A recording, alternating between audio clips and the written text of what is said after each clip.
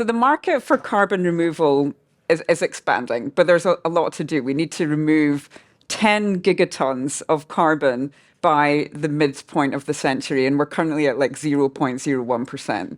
And offtakes, and you're hopefully going to explain to everybody in the room what that actually means, play a big, or well, are hopefully going to play a big role in that, where you're buying for multiple years in advance at predetermined rates.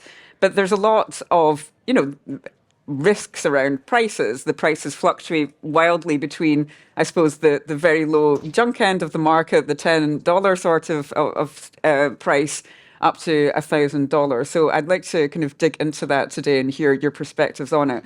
I think it would be helpful, though, to start with what it actually means. When do offtakes apply in terms of carbon removal? Yeah, absolutely. So offtake agreements are when a buyer commits to a supplier contractually to buy their future deliveries of credits. And that is important for carbon removal because we are so early and there's so little supply today that those upfront forward commitments to buy in the future enable the suppliers to then take that contract, go to their project financing debt provider and say, I've got this committed revenue. Please give me the infrastructure financing I need to actually build up my facility. And it's this amazing way of getting out of the chicken and egg problem we have in carbon removal of where's the demand, there's no supply, the supply needs demand to get going. And as a buyer, it's a real win-win because you get access to, you're being rewarded for your risk and that upfront commitment, you get a cheaper price per ton than you could get on the spot market. And you get, there's a lot of things you can put in place to protect yourself against the delivery risk, such as insurance or clauses around paying on delivery that make it really a no-brainer. And I would say in the broader context of biochar specifically, which is, the most popular carbon removal pathway it's delivering today, we're seeing a compound annual growth rate of 29% year on year for biochar prices. So if you sign that offtake commitment today, you are not only guaranteeing that supply in a tight market, but also locking in a stable and cheaper price per ton than you would be subject to if you just bought in the spot market annually on your own. I mean, it's a great argument, and it is a win-win, assuming that you can get it across the line. I mean, this is a conversation that we've had, the spot market, which is for you buy today. Yeah, transactionally every year for credits that have been delivered. Versus offtakes where you are securing a price. It's a hard conversation to have, though, in the organization saying, okay, we're going to buy this year for 5 years of credits. It will definitely be cheaper, but we're going to get them in 5 years from now. I mean, how do you have that conversation with leadership who is not dealing with carbon removals, who's not interested in this, and trying to get them to engage and see that? I mean, is it a win-win? It's, you're taking an annual budget and saying, okay, actually, we need 5 years of budget. We're going to put it towards something we're getting in 5 years' time.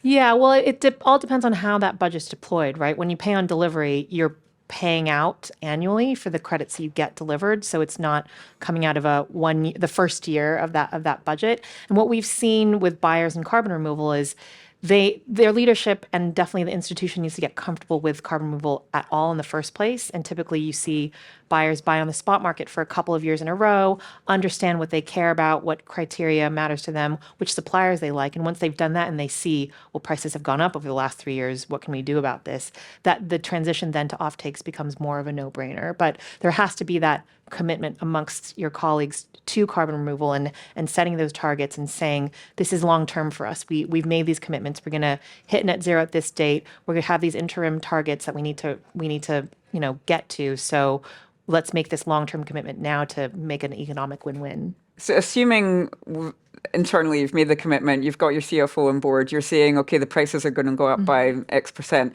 Let's talk about the supply issues. Why are they going up by 29%? And there's been a lot of chat over the past couple of days about the Science-Based Target Initiative. They are due to, today, tomorrow, whenever, release guidance on purchasing carbon removal credits. Yeah. Do you really think that that's going to lead to more demand on the market? Do you think people are going to rush out and start buying credits that they're not doing it today? Well, I think even if the SBTi are going to come out with guidance around interim carbon removal targets. Today, the guidance says you remove your emissions at your net zero end date in 2050, whatever that 10% is. That's not serving the science or the planet because we won't have the gigaton capacity we need in 2050 if we don't have buyers buying now. So this interim removal milestone update that's going to come out this week or so will help companies plan for how they ratchet up to their net zero target date. You don't just wake up in 2050 and have 10 gigatons to buy. So you have those ratcheted up guidance. But even if they didn't come out with that, anyone that's made a net zero commitment publicly and are working towards that, if you look long term, you can see there's a big gap between the expected growing demand and how quickly supply can grow physically. So, I think the challenge here is that companies can make this net zero commitment and culturally we can move towards that very quickly, but it takes 24 months to stand up a biochar facility. So there is this lag, right? And that's why the supply demand gap is just growing over time. And I think SBTI should absolutely be a lever. I mean, a third of global market cap has made a public commitment to SBTI. It still is the leader in terms of voluntary corporate commitments around net zero, and it has a lot of influence still, even though they've had some bumpy, internal troubles over the last year or so. So I do think that updated guidance will really push global leaders to think about, how do I actually hit net zero? What is my carbon removal trajectory, not just my decarbonization trajectory? So make it a little bit more concrete. So say X number or X percent of companies that have an SBTI today, they're going to read this report, they're going to rush out and say, oh, I've got to buy this stuff. I mean, what do you think in real terms is going to happen in the next 6 months? So we published an Offtake report, which hopefully you can all go out and get from our website, supercritical.com, where our analysis shows that even if just 10% of SBTI companies start to go and get the carbon removal they require, global capacity will have to grow by 25x, to meet that demand. That's just 10% of the market, right? So there is going to be an exaggerated lag between how much supply can scale and the demand that's going to come into the market.